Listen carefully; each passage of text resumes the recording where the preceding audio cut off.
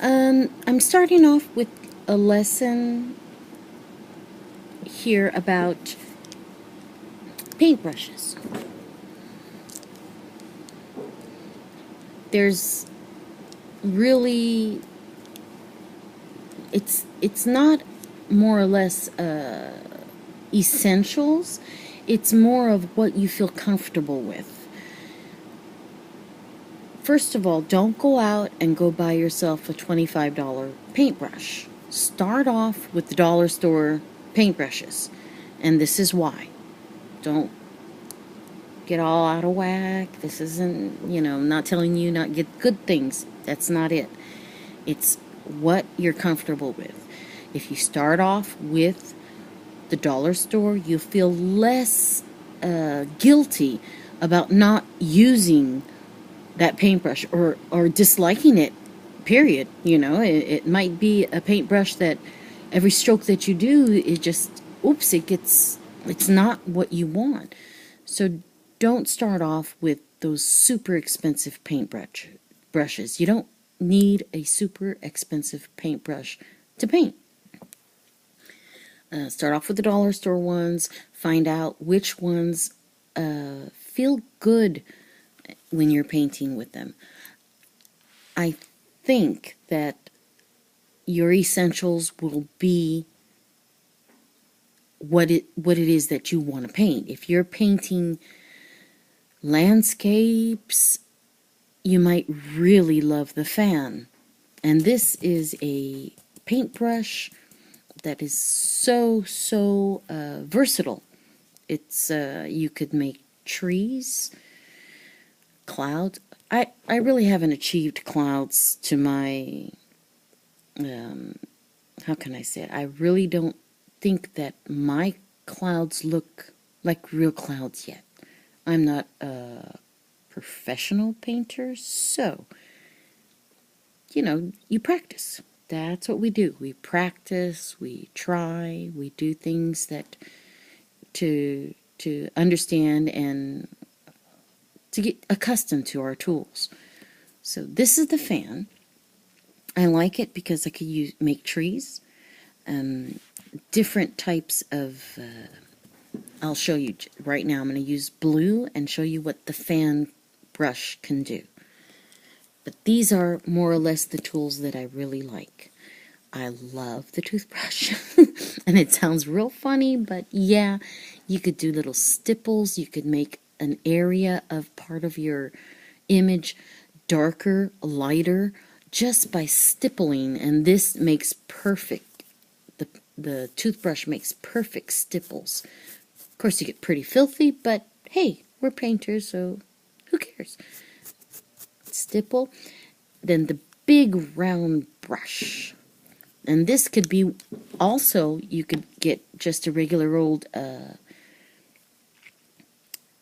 brush for the, I'm putting it on my face, I'm trying to figure out the name of it. The brush for, not the rouge, what you put on your cheekbone. But it probably would be the same thing. It would do the same thing. You don't need to go buy, like I said, the expensive things. I don't have the expensive things. Look, I got, this is from Rona, dollar store. No, I lie about this one. This is not dollar store. This is probably cost me like $8. But really love this one too because it's the real fine line paintbrush. I like that one. But these are my basics. These are the ones that I use. I go to the dollar store. I try them out. If I don't like them, well, they go in a drawer for my nieces and nephews if they want to paint. And that's it. Don't worry about it. As long as it's $1. If you buy a $25 paintbrush, then you're not going to feel comfortable. You're going to be guilty and you're going to try to use it and you're not going to like it. That's if you don't like the paintbrush. So, try the dollar store first. And then advance to, fan brush, really love. I'll get one that cost $9. I don't know if you could see that, but that's cost $9. So, I'm going to show you what the fan can do. And then I'll show you what each one of these paintbrushes can do in an image. Okay, so right here is the fan brush, and the fan brush does great pine trees. If you're doing landscape, you're gonna love this one. Here we go with the pine tree. You start off, oops, sorry, blocking the image. There.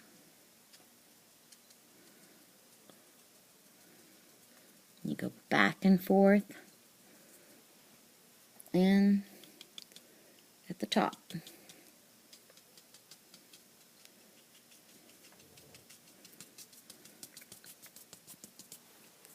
Now that didn't come out too good, but more or less you get the gist. You start top. We work with our tools. We do our best to work with our tools, and we never try this on a canvas that costs us $30. We do dollar store things. That way we don't feel guilty, you know. Okay? So start off with dollar store things. You'll see. You'll be happy and you'll thank me because you won't spend a fortune on your tools and then realize, I really didn't like that one. This way, you'll know what you like, what you're comfortable with, and you'll spend money on something that is worth your while. Okay, now, stipple. To do little stipples. I love this one. I really do. And it's just a regular old toothbrush. So, say if you have a circle here. Let me get somewhere where you could see. Okay. A circle. And on this side, I want darker and this side lighter. So, you do dark.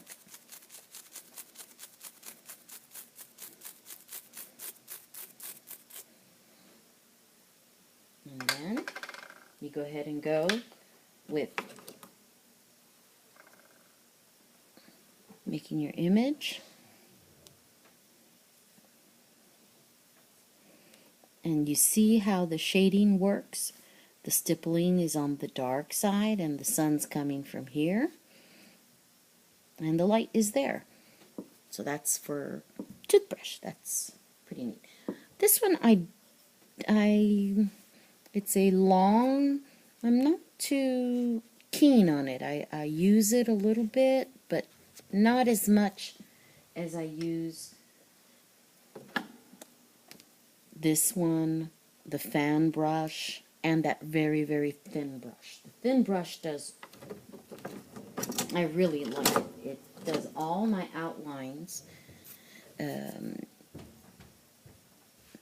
I need to outline something, it's the one I use. I enjoy using this one. This is the one that makes it's a very, very versatile brush. Then we have the round. This is the Rona. I got this at Rona. So, of course, Americans don't know what Rona is. It's like a Home Depot. It's for regular old painting. I guess borders and stuff like that. But works great to make shading also. So I'm going to show you what it can do. So you need a dark area.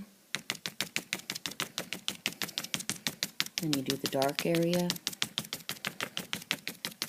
And this one, I'm trying to achieve clouds with this paintbrush. I'll eventually succeed. Eventually I'll succeed with this one. But this is, I still love it. I use it for many things. Enjoy this paintbrush. And the last but not least is the simple old straight paintbrush. It's not, like I said, buy dollar store first. And what you are comfortable with and what you will use. And some people really, oh, that was my chair, I'm sorry. But what some people really, really enjoy are the spatulas. Who cares if you really enjoy the spatula, if it works well for you, if you have success with that spatula and you can manipulate it, why not? Whatever you feel comfortable with, that is what you use. So I'm going to show you what this one can do. This one can make, oops, let's see right here. Okay, this one can make a thin line, thick, too thin, more or less just about anything by twisting.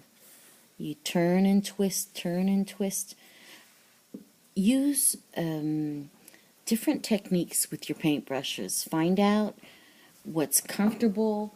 You'll see that you'll be able to make images, and the shading happens all by itself with the paintbrush if you know how to use it. And I'm not an expert. I'm not a professional. I play. I learn as I go. So let's try flat and then thin. Now that looks like a petal all by itself. So flat and then thin. Very thin and then flat and then thin. That's starting to look like a little flower right there. It's your idea, your canvas. Whoops, I used a lot of water on that. That's dripping. But anyway, this is a very versatile paintbrush. I like it. I use it. It's not my favorite. I really, really love that fan brush. But, you know, it works. Everything, it's just testing to see what works for you. Let's see. We're going to try to go ahead and do one of the petals in this daisy here. Oh, it's not a daisy, it's just a flower. So we go light, we press hard, and then we come back. Go light, press hard, and then come back. Light, press hard, come back. Play. Practice. And you'll never know what you could achieve. Alright, till the next time. Bye.